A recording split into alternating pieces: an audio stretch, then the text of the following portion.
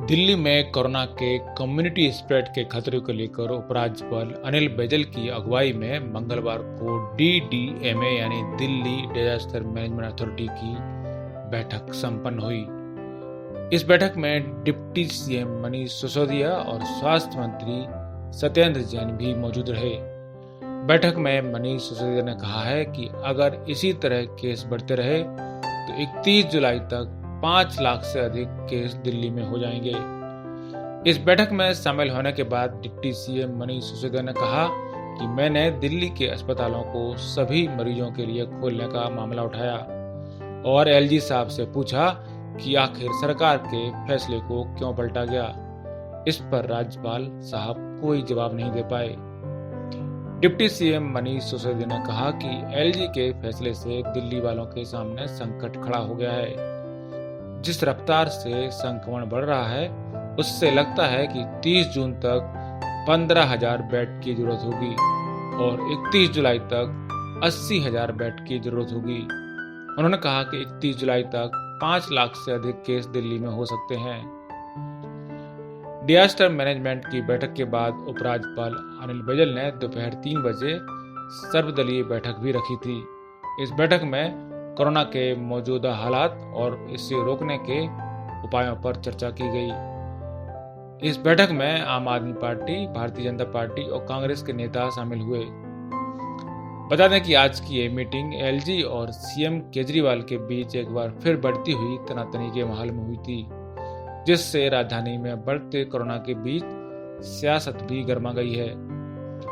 CM Arvind Kejriwal के अस्पतालों में सिर्फ दिल्ली वालों के इलाज वाले आदेश को 24 घंटे भी नहीं हुए थे कि मंगलवार को राजधानी के सुपर बॉस यानी उपराज्यपाल ने केजरीवाल का फरमान पलट दिया। एलजी अनिल बैजल ने मुख्यमंत्री के आदेश पर रोक लगा दी। उपराज्यपाल ने दिल्ली डिजास्टर मैनेजमेंट अथॉरिटी के चेयरमैन की हैसियत से सीएम के फैसलों पर वीटो लगाया। अब दिल्ली के अस्पतालों में सभी लोगों का इलाज होगा, यानी बाहर से आने वाले लोग भी जगह खाली होने पर दिल्ली के सरकारी अस्पतालों में इलाज करा सकेंगे। इधर उपराज्यपाल ने फैसला बदला, उधर दिल्ली सरकार खफा हो गई।